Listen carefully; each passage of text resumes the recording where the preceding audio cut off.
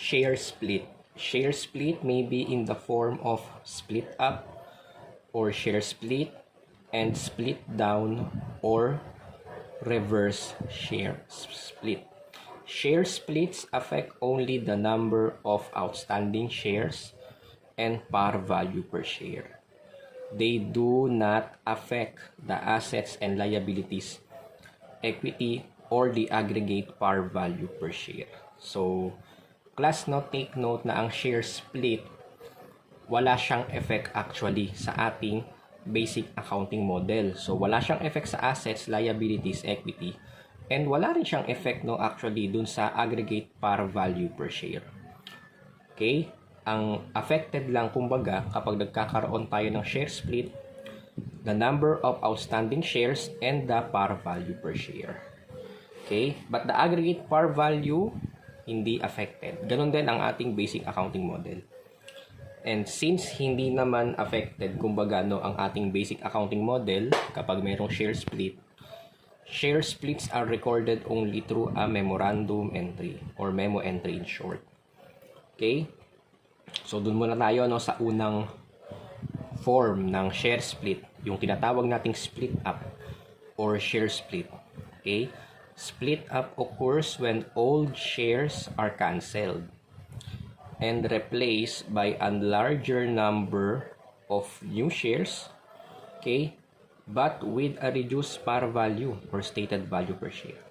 Okay? So, ang nangyayari, class, no, kapag nagkakaroon ng share split ang isang corporation, no, yung mga existing or old shares na hawak ng kanyang mga shareholder is or ika-cancel yon, no, ika-cancel ang lahat ng mga existing or old shares na hawak ng mga shareholder, and papalitan nila yon, papalitan nyo ng corporation ng mas madaming number of shares.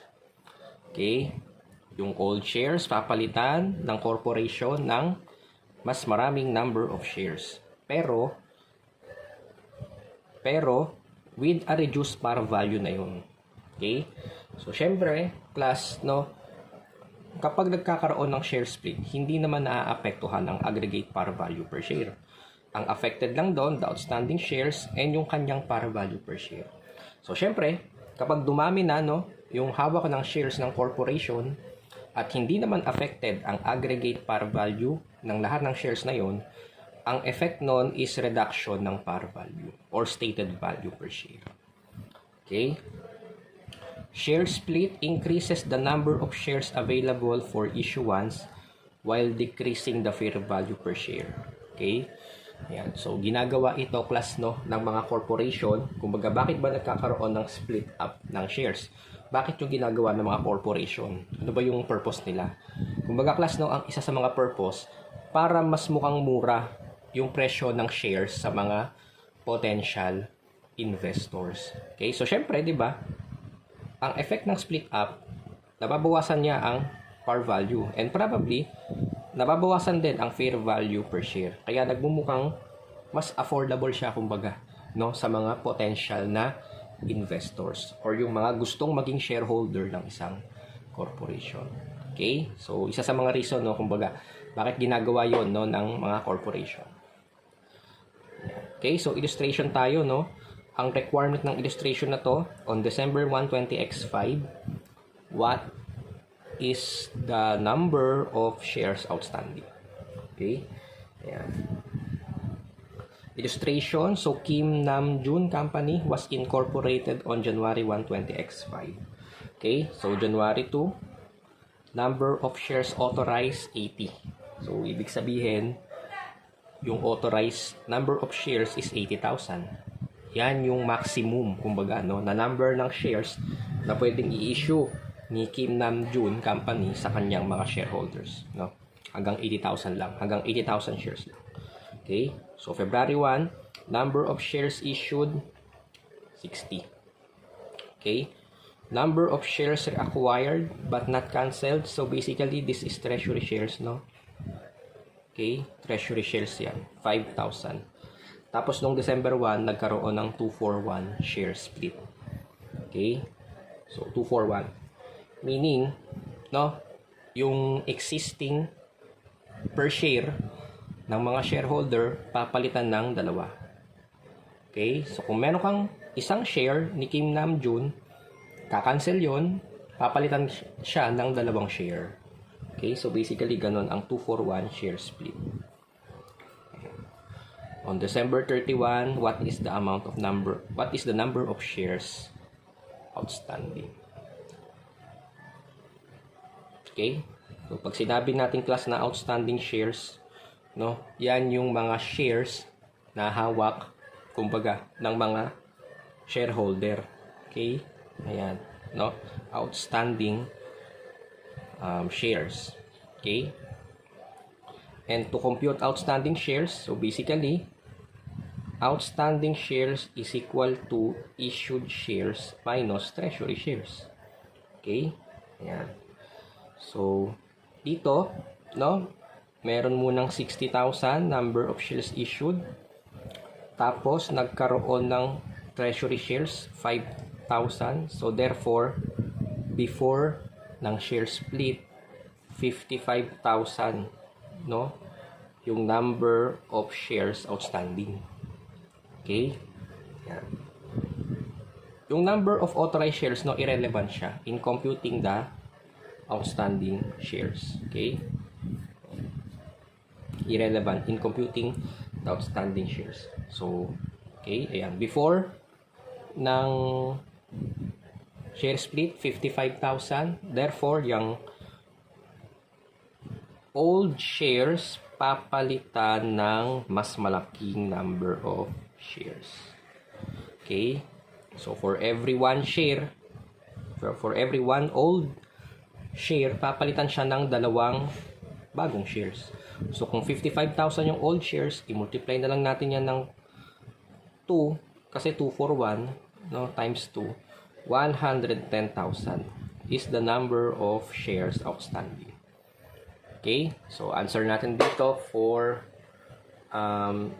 illustration, 110,000 outstanding shares. Okay?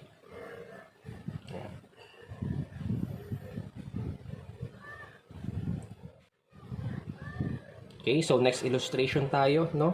Ang requirement ng problem na to, required on December 31, 20x5, how many shares were issued? Okay, and on December 31, 20x5, how many shares were outstanding? Okay, so yun naman yung tanong, no? Ang kailangan, number of shares issued and number of shares outstanding. On January 1, 20x5, Justin Company had 125,000 shares issued. Okay? Which included 25,000 shares held in treasury. Okay? So, lumalabas, no, na on January 1, 20x5, no, outstanding shares is equal to issued shares minus treasury shares. The issued shares is 125, while the treasury shares 25, therefore 100,000 shares, no, yung outstanding as of January 1, 20x5. Okay? On January 1 through September 30, 13,000 treasury shares were distributed to officers as part of a share compensation plan. So basically, kumbaga parang nagkaroon ng reissuance ng treasury shares, no? Pinamigay dun sa mga, or inisyo dun sa mga officers ng corporation. Okay, kumbaga as part ng kanilang compensation plan. On November 3, a 3-for-1 share split took effect. Ayan. And on December 6, the entity purchased 5,000 of its own shares to discourage an unfriendly takeover. Okay, so isa sa dahilan, kumbaga class, no, bakit may treasury shares, para iwasan or ma-avoid itong mga unfriendly takeover.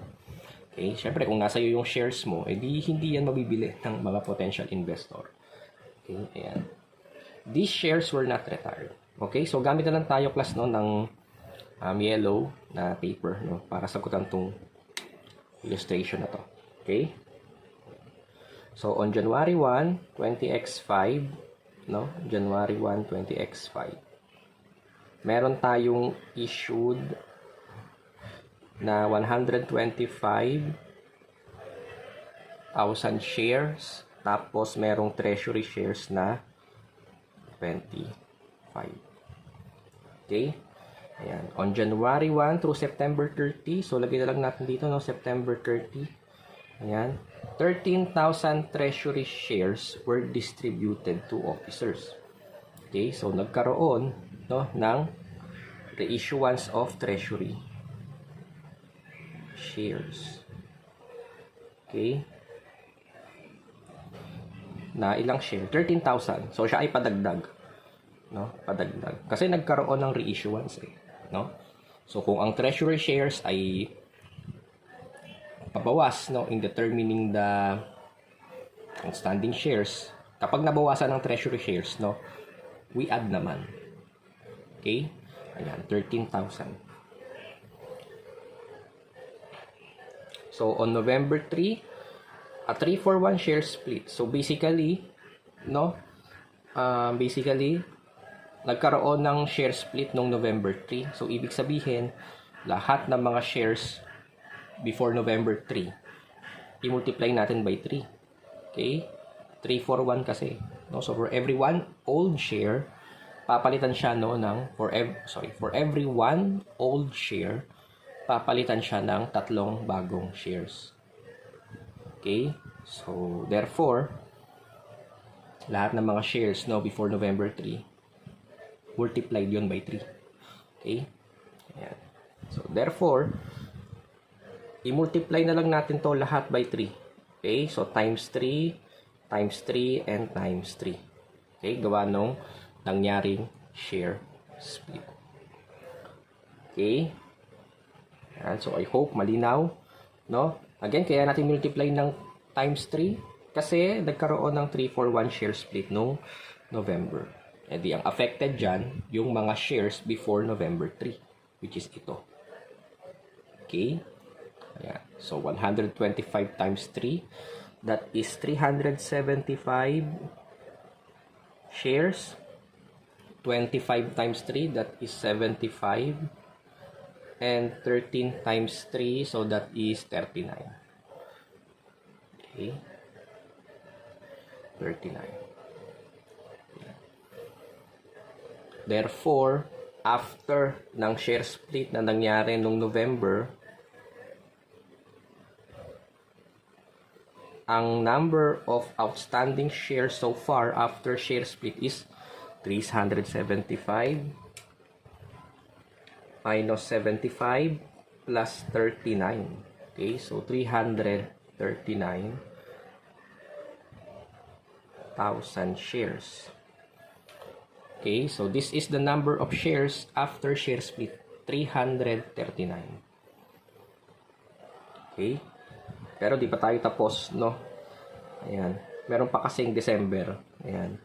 On November 3, 3-for-1 share split took effect, and on December 6, the entity purchased 5,000 of its own shares to discourage an unfriendly takeover. So, noong December 3, nagkaroon ng treasury shares ulit. Okay? So, ang effect, ang treasury shares, outstanding shares, ang effect, kumbaga, no, kapag nagkakaroon ng treasury shares is pabawas, no, in determining the outstanding shares. Kasi, outstanding shares is equal to issued minus treasury. Okay? Ayan. 5. Ngayon, class, no, hindi na minultiply ng 3 kasi nangyari ang transaction, tapos na ang share split. Okay? Kaya hindi na natin kailangan i-multiply yan by 3. Ang affected lang ng share split noong November, lahat ng mga transaction before November 3. Okay? Kaya hindi na natin kailangan i-multiply ito by 3. Hindi siya affected ng share split. Ayan. Therefore, the outstanding shares as of December 31, 20x5 is 334,000 shares. So, answer natin dito sa outstanding shares for question number 2, 334. Okay? While dun sa number 1, How many shares were issued? Anong sagot natin dito? Okay. Eh, di gamitin na lang natin yung formula, no, na gamitin na natin kasi ng formula na to. Outstanding shares is equal to issued shares minus treasury shares. Meron na tayong outstanding, 334. Issued shares, nawawala. Treasury shares, ilan? Okay. Meron tayong 75,000 beginning number of shares ng treasury. No? Tapos, nagkaroon ng reissuance. Okay, so 75, no? 75 minus 39. Kasi di ba, pag reissuance of treasury shares, kabawasan sa treasury shares yan. Okay? And nagkaroon, no, ng acquisition noong December 3. So, basically, yung ginagawa natin, kino-compute natin yung total number of treasury shares, no? So 75 minus reissuance 39 plus acquisition 5,000 shares. Okay, so ilan lahat 'yon? Yan. So 75 minus 39 plus 5, that is 41. Okay? 41,000 treasury shares. So therefore 41 to. Okay? So by determining the value, by transposition pala, no? 334, transpose natin sa kabila to, 41, magiging positive siya. Is equal to issued shares. Therefore, the issued shares is 375,000.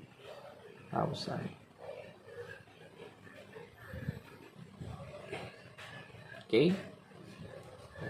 375,000 is the issued shares. Okay?